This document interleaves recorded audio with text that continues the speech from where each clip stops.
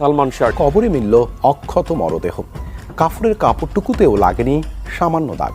চারপাশে দর্শক দেখতে পাচ্ছেন সালমান শাহকে মাটির নিচ থেকে তোলা হচ্ছে, চারদিকে সাধারণ জনতার দল। মৃত্যুর 28 বছর পরও অক্ষত অবস্থায় পাওয়া গেল একটি মৃতদেহ। কবর থেকে মৃতদেহ তোলার পর অবাক বনে যান সবাই, কারণ দীর্ঘ 28 বছরেও বিন্দুমাত্র নষ্ট হয়নি কাফনের কাপড়।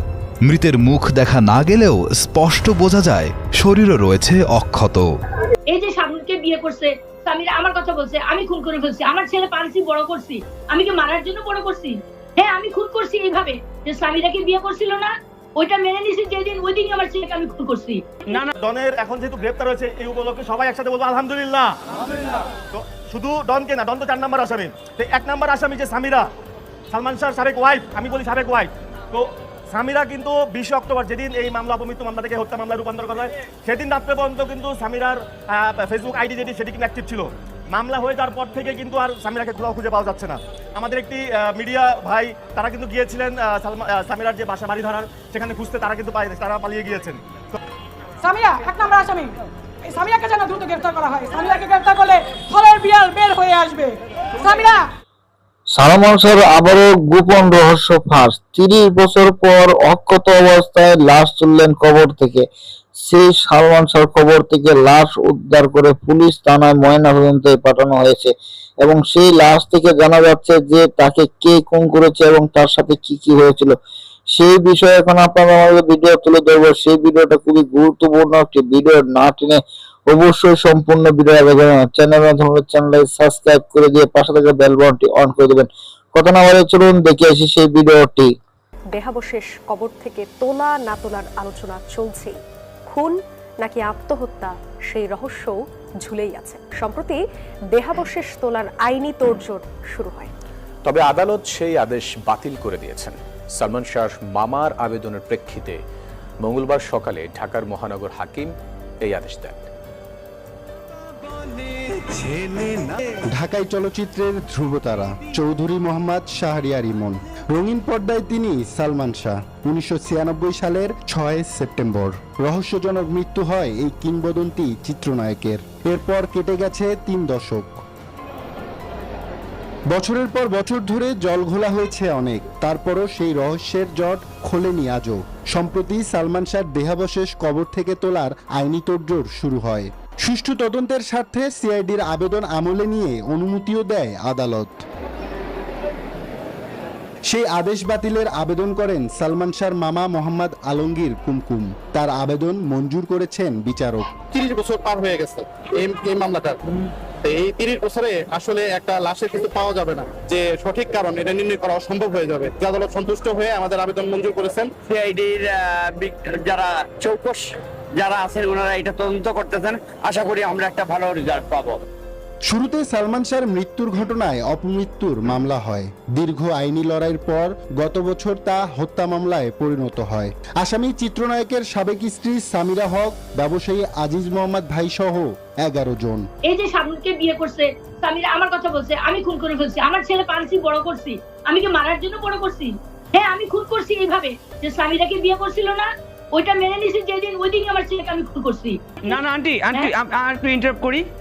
সম্প্রতি সামিরা উনি কিন্তু ইন্টারভিউতে বলছে, ওনাকে বলছে আপনি কি সালমান শাহ হত্যার বিচার চান? বলছে কিসের বিচার চাবো, সে তো আত্মহত্যা করেছে।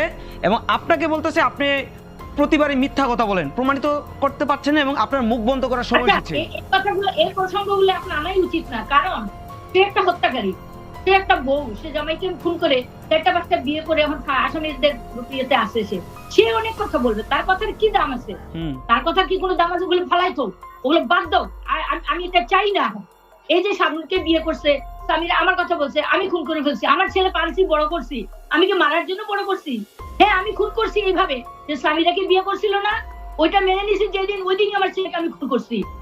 ওই দিন ওই মেয়েকে লাঠি মেরে বের করে দিয়ে ডিভোর্স করানো উচিত ছিল। করোনা বা যে কোনো ভাইরাসের এগেইনস্টে ফাইট মানি ব্যাকট্রলের লেফট রাইট।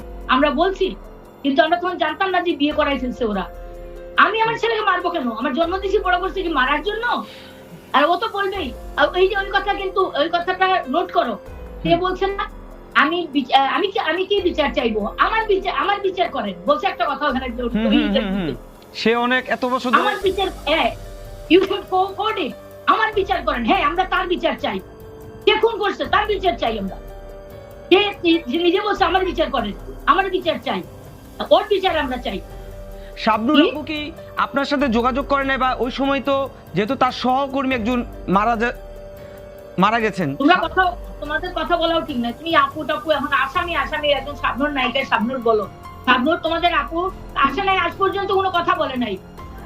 আচ্ছা ডলি জোহর কেন? ডলি জোহর কেন সব বাড়িয়ে যাবে? ডলি জোহর তো আগের দিন থেকে প্রস্তুত ছিল শাবনুরের বাসা। ডলি জোহর নিজের কথাই তো বলছে এটা, যে সকালে শাবনুরের বাসায় গিয়ে সারাদিন বাসায় থাকছে কেন, এবং শাবনুরকে সে প্রোটেক্ট করছে। তাকে বিভিন্ন টাইমে নাকি ফোন করে করে মানুষ বলছে আপনি ওখানে থাকেন, ওখান থেকে দেন না, শাবনুরকে আটকান। কেন আটকাবে? কি হয়েছে? তাহলে তোরা জানতো ডলি জোহরকে তুলে আনা হোক।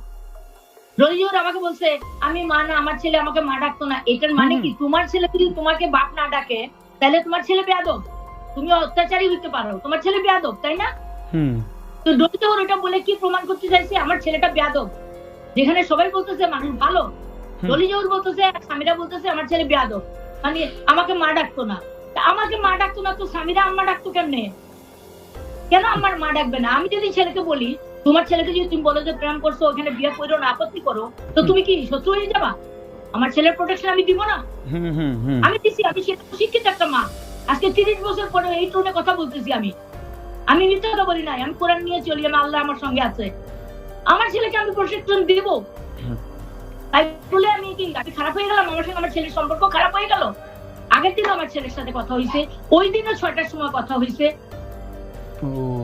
প্রথম কথা হচ্ছে আলহামদুলিল্লাহ 4 নম্বর আসামি ডন গ্রেফতার হয়েছে। আমরা চাই যে আসামিকে যেন জামিন মঞ্জুর করা না হয়, এটা হচ্ছে আমাদের প্রথম। দ্বিতীয় হচ্ছে সামিরা 1 নম্বর আসামি, এই সামিরাকে যেন দ্রুত গ্রেফতার করা হয়। সামিরাকে গ্রেফতার করলে ফলের বিয়াল বের হয়ে আসবে। সামিরা তুমি বলেছিলে যে আমি কিছু করিনি, আমার নাম আসবে না, কোথায় তুমি এখন? আসো না, এই আদালতে এসে প্রমাণ করো যে তুমি কিছু করো নাই, তুমি আমাদের সালমান ভাইকে হত্যা করো নাই। এখন তোমার সাহস নেই, কোথায় গেছে তোমার সেই বুলি? তুমি অনেক বলেছো, অনেক শুনেছি। আমাদের শ্রদ্ধেয় মা নীলা চৌধুরীকে তুমি নীলা চৌধুরী বলে সম্বোধন করেছো, তুমি এতটাই। আসসালামু আলাইকুম দর্শক, আপনারা তো সম্পূর্ণ ভিডিওটা দেখতে পেরেছেন এবং ভিডিওতে দেখে কি বুঝতে পারলেন তা আমি জানি না, কিন্তু আপনাদের মহামূল্যবান কমেন্ট বক্সে জানিয়ে যান এবং সেই মতামত নিয়ে বুঝতে পারবো যে আমার ভিডিওটা আপনাদের ভালো লাগছে কি ভালো লাগে নাই। দর্শক অবশ্যই আপনারা কমেন্ট বক্সে কমেন্ট করে যাবেন এবং অবশ্যই চ্যানেল সাবস্ক্রাইব করে দিয়ে পাশে থাকা বেল বাটনটি অন করে দেবেন। খুবই গুরুত্বপূর্ণ ভিডিও নিয়ে আসবো আবারও সামনে। ভালো থাকুন, সুস্থ থাকুন, দেখা হবে পরবর্তী ভিডিওতে।